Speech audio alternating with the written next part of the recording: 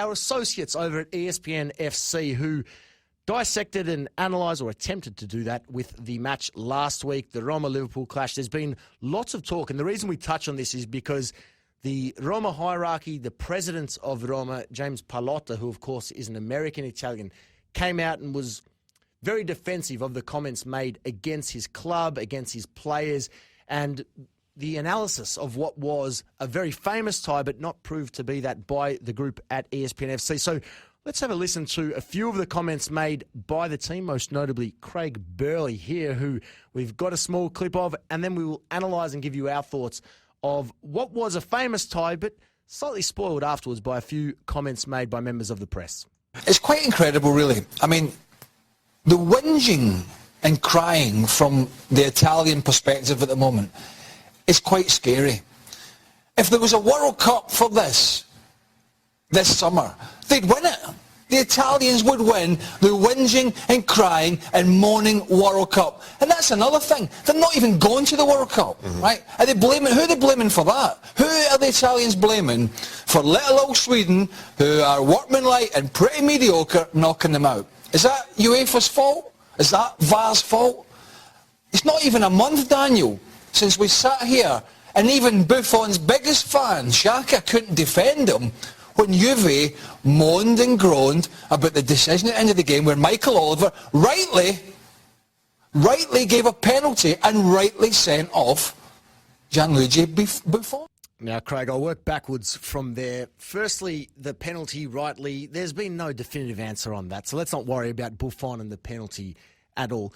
But firstly, off the top, Rick, what strikes me is the fact that lots of the... I'm not sure if you've been across this. I have been following this very closely. Now, lots of the issues with the Roma fans with regards to the analysis of the ESPN crew was given the fact that they didn't respect Roma, but more importantly, Italian football, after what was a tremendous tie. Now, personally, and all Italian football fans, full of respect for Liverpool. They have been brilliant this season.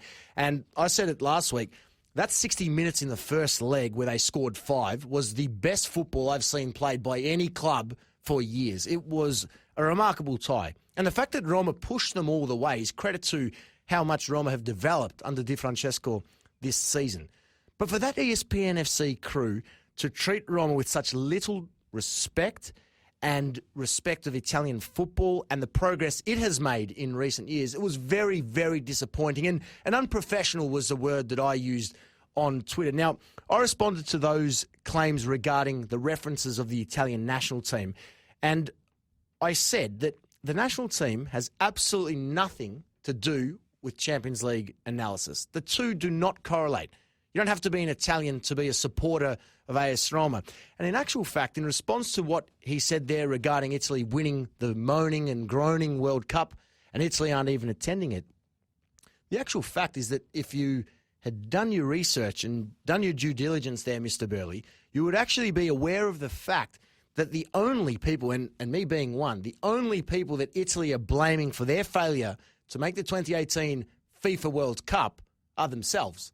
The coach, the federation, the outdated systems and methods, the playing group to an extent, only been blaming themselves. So they haven't been blaming Sweden. Credit to Sweden. Good luck to Sweden. They haven't been blaming the lack of VAR. They haven't been blaming anyone but themselves. And so for people to be in this position of power, and we can relate, Rick, because in Australia, the sport of football, or soccer as is more commonly known here, it's a developing sport. And it always will be, because there are sports more significant in Australia at the moment, and certainly more significant in the US, of course, the NBA, NFL, NHL, and MLB, the baseball, which it's going to take some serious time for the sport of soccer or football to overtake it.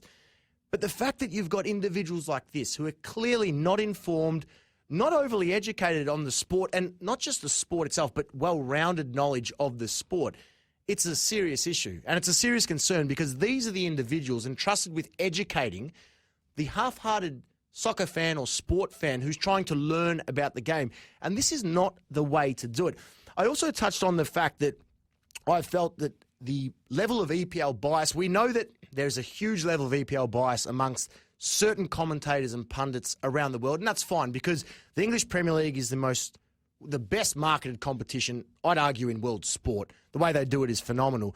But when there is this level of bias towards the EPL clubs, a bias towards a Barca or a Real Madrid because they are the more popular clubs, again, this isn't the way to educate an audience which is continually learning and growing. Now, Rick, did you see by any chance the ratings that the ESPN crew gave after the second leg, just to give you an indication of what I'm talking about here? Because the player ratings after a match that finished 4-2 in favour of Roma actually made this scenario go from, well, very embarrassing and unprofessional to just simply laughable. It was a joke. Fazio and Manolas, the two central defenders for AS Roma, 3 and 4 as ratings. Okay, they conceded a couple of goals, maybe a bit sloppy, no stress whatsoever.